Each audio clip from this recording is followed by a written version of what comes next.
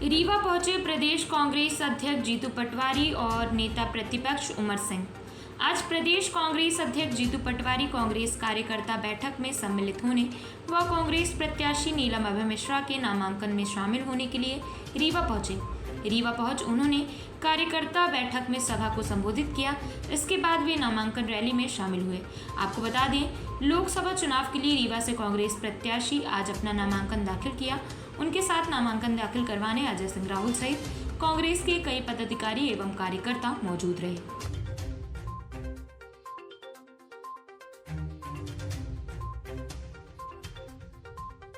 में ये एहसास कराता है कि देश के लोकतंत्र को बचाने वाले लोग, संविधान को बचाने वाले लोग जो आस्था रखते हैं सर्वधर्म समभाव में, जो जात पे न पात पे मोहर लगेगी हाथ पे, ये वातावरण अद्भुत है, कल्पनीय है। एक निष्क्रिय सांसद और एक सक्रिय जनप्रतिनिधि के बीच का चुनाव है और मैं मानता हूं कांग्रेस भारी बहुमत से रीवा में जीतेगी। ये देश भर में, मध्य प्रदेश में क्या स्थिति देखते हैं? रीवा में महिला कैंडिडेट आपने दिया। बीजेपी जो भी नारा दे, ये जो चुनाव है ये जनतंत्र और प्रजातंत्र को बचाने का चुनाव है, देश के संविधान के बचाने का चुनाव है। अगर बीजेपी ये चुनाव जीतेगी तो 2029 में खाली एक ही पार्टी रहेगी, वो बीजेपी। अगर आपको वो मंजूर है, आपको वैसा प्रजातंत्र मंजूर है तो ज़रूर आप बीजेपी को दीजिए। अगर आप संविधान की रक्षा करना चाहते हो, आप प्रजातंत्र चाहते हो, जनतंत्र चाहते हो, तो विपक्ष को मजबूत करो जिससे कि देश और संविधान सुरक्षित रहे। रीवा महापौर कार्यक्रम में नहीं आए, रीवा महापौर के कार्यक्रम में नहीं आए। कौन? रीवा महापौर बाबा तो हमारा दोस्त आएगा यार, ऐसे कहाँ जाएगा? आएंगे। महिला सशक्तिकरण की भाजपा भी बात करती है, लाडली बहनों और देखिए, ये प्रदेश आपको पता होगा कि महिला और बहनों के साथ दुराचार के मामले में देश में अव्वल है। हमने महिला प्रत्याशी दी है, पूर्व विधायक है, उनके पति अभी वर्तमान विधायक है और हमें उम्मीद है कि रीवा का नतीजा बहुत अच्छा आएगा।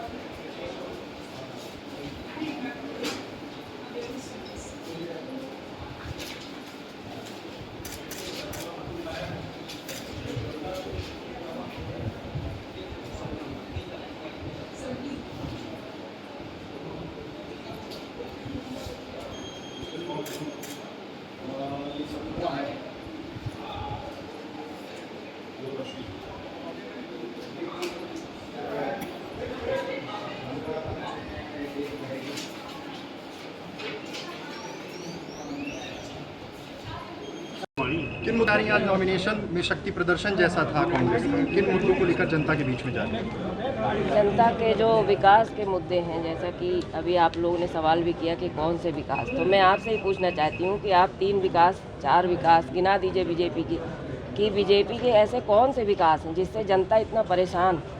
और जब हम लोग ग्रामीण क्षेत्रों में जा रहे हैं तो जनता यही बोल रही है कि सांसद जी को हम लोगों ने देखा ही नहीं 10 वर्षों में। तो ऐसे सांसद जी और ऐसे विधायक जी लोगों का क्या विकास है, ये आप ही लोग बता दीजिए, हमको तो समझ में नहीं आ रहा। कांग्रेस पार्टी जी हाँ, हमारा तो प्रचार प्रसार शुरू है, बहुत अच्छा जन समर्थन मिल रहा है और जनता इस बार परिवर्तन के मूड में भी है। क्या मुद्दे, क्या बातें हैं जनता के बीच कर रहे हैं? मुद्दे ये हैं कि किसान को अभी तक समर्थन मूल्य नहीं मिला है, बेरोजगारों को रोजगार नहीं मिला है, महिला सुरक्षा की कहीं बात नहीं हो रही, ज़मीनी स्तर के कहीं काम नहीं हुए, ये सारे मुद्दे हैं। हमारे बच्चों की शिक्षा प्रभावित हो रही है, ऐसे बहुत सारे मुद्दे हैं। और मोदी जी की गारंटी जो टीवी में चल रही है, वो सारी झूठी गारंटी के लिए जनता खुद बता रही है कि क्या सही गारंटी है, क्या झूठी है। एक तरफ झूठबाजी की बात बताई जा रही है कि आपके साथ है, लेकिन यही देखा जा रहा है कि रोज रिजाइन देते जा रहे हैं। तो इसमें कितने आप, एक तरफ तो आपको भी लड़ना है और दूसरी तरफ पार्टी के कार्यकर्ताओं से भी लड़ना, तो किस तरह से रिजाइन दे रहे हैं, ये उनका अपना पर्सनल मैटर है, इसमें हम लोग कुछ नहीं कहना चाहते हैं। लेकिन अगर ऐसी पार्टी जिस हालात में अभी खड़ी है, विषम परिस्थितियों में कांग्रेस पार्टी, और इसमें अगर वो छोड़ के जा रहे हैं तो ये उनकी अपनी सोच है। और इससे तो ये लगता ही नहीं है कि वो कांग्रेस पार्टी के हैं, ऐसा लगता है कि जैसे वो दूसरी पार्टी से आए थे और उसी पार्टी में चले गए।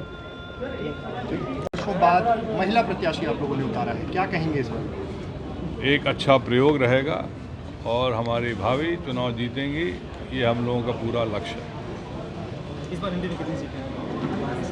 देखिए एमपी में कितनी सीटें आएंगी वो समय बताएगा, लेकिन 8-10 सीटें का हम लोग अनुमान लगाएं, कम से कम 8-10 सीटें आएंगी। 23 के परिणाम पक्ष में नहीं रहे, लेकिन लोकसभा चुनाव 24 में जो ताकत आप लोग दिखा रहे हैं, क्या लगता है? क्योंकि कहीं ना कहीं हताशा तो है, क्योंकि 23 के परिणाम पक्ष में नहीं रहे। 23 के परिणाम आप भी जानते हैं, ज़मीनी हकीकत दूसरी थी। सत्ता जो पाई है पार्टी, उनको भी उम्मीद नहीं थी कि उनकी सरकार वापस लौटेगी। चर्चा का था पूरे मध्य प्रदेश में, लेकिन क्या कारण था ये हम लोग नहीं कहना चाहते हैं। अब की हम सब पूरी ताकत से जो चुनाव 2023 में सफल नहीं हुए उससे सबक लेते हुए पूरी ताकत लगा रहे हैं। मुद्दे क्या हैं इस बार के? क्या किन मुद्दों को लेकर के आप? देखिए लोकसभा में संविधान सबसे ज़रूरी है बचाना। भ्रष्टाचार जिस तरह से पनपा है इनके शासन स्तर पर, उससे बेरोजगारों को जो छलावा किया है 10 साल से, जो आपके भी खाते में 15 लाख रुपए नहीं आए, आप सुखी हैं दुखी हैं ये तो आप बताएं। डिप्टी सीएम यहीं से हैं और हॉट सीट इसीलिए हो जाती है क्योंकि वो खुद मोर्चा संभाले हुए हैं, राजेंद्र शुक्ल। नहीं, अच्छा है, मोर्चा तो उनको संभालना ही चाहिए, वो यहाँ के विधायक हैं, लेकिन हम सब मिल के मोर्चे में बैठे हैं, कोई बात नहीं। कांग्रेस पार्टी तो कराए गए विकास कार्यों को लेकर के अपना मुद्दा बनाए हुए हैं और लगातार विकास कार्य कौन सा? आप उदाहरण के लिए 3 विकास कार्य हमारे 10 साल के सांसद राम महोदय। मंदिर जैसे बड़े मुद्दे। अरे राम मंदिर बाहर का मुद्दा है भाई, यहाँ रीवा के विकास की बात कर रहा हूँ। सांसद महोदय ने 10 साल में 3 उदाहरण के लिए दे दीजिए केंद्र सरकार से लाए। तो रीवा में भी वो यही जिक्र कर रहे हैं कि राम मंदिर बनवाया है। भगवान राम के तो हम लोग सब बनवाए हैं भाई। भगवान राम का मंदिर यदि राजीव गांधी ताला नहीं खुलवाते तो शायद मंदिर नहीं बना, और अभी तक मंदिर नहीं बना है। किस तरह से प्राण प्रतिष्ठा हुई है, आप यदि किसी जानकार पंडित जी से पूछ लीजिए, जब तक गुम्बज नहीं लगता तब तक प्राण प्रतिष्ठा नहीं होती। ये चुनावी मुद्दे में मंदिर का। बीजेपी प्रत्याशी ने कहा है कि कांग्रेस शराब पैकारी करने वाली पार्टी है। शराब का ठेका सरकार कराती है कि कांग्रेस का प्रत्याशी कराता है? पूरी सरकार शराब बिचवा रही है चारों तरफ, और सरकार का ठेका है और रेट बढ़ा बढ़ा करके करते हैं। भाई देखिए इस तरह से उल्टे सीधे आरोप लगाने से कोई मतलब, किसका क्या व्यापार है इससे कोई लेना देना नहीं है। कोई बिल्डर है, कोई बिल्डर माफिया है, कोई ज़मीन माफिया है, अब इन सब चीज़ों पर न करें, मुद्दों पर बात करें। कांग्रेस नेता और कार्यकर्ता छोड़ के वहाँ बीजेपी में शामिल हो रहे हैं। नाराज है कि सम्मान नहीं मिल रहा, पार्टी को स्थान नहीं मिल रहा जो पद दिया गया। देखिए जो भारतीय जनता पार्टी में जो सम्मान मिला है वो वहाँ के मंत्री लोगों ने क्या कहा कि पूरा कचरा माल हमारे यहाँ आ गया है, तब वो कचरा माल के लिए हम लोग क्या कहें भाई। पकी नॉमिनेशन क्या है, रीवा का सेंटीमेंट क्या समझ में आ रहा है? सेंटीमेंट देश में जो घोषित इमरजेंसी है, तो 2 मुख्यमंत्री जेल में हैं, आदिवासी मुख्यमंत्री जेल में हैं। जैसे बड़े बड़े राजाओं के यहाँ अकबर जब हमला कर देते थे तो किला घेर लेते थे, फिर वो रसद रख के बारूद रख के राजा अंतिम दम तक लड़ता था, फिर बाद में पानी के लाइन काट दें, बिजली काट दें या अन्य साधन बंद कर दें, और जब भूखों प्यासे राजा के सैनिक मरने लगते थे तो वो गेट खोल के सरेंडर कर देता था। तो अब तो लोकतंत्र है, जनता से ही निर्वाचित प्रधानमंत्री, जनता से निर्वाचित मुख्यमंत्री। पर अगर कोई मुख्यमंत्री इनकी पार्टी की नहीं, इनकी अधीनता स्वीकार नहीं कर रहा है, उसको जीने नहीं दे रहे हैं, उस क्षेत्र की जनता से बदला ले रहे हैं। एक ये बात है, तो भारत की जनता इनसे भारी नाराज है, इनका चेहरा खुल चुका है।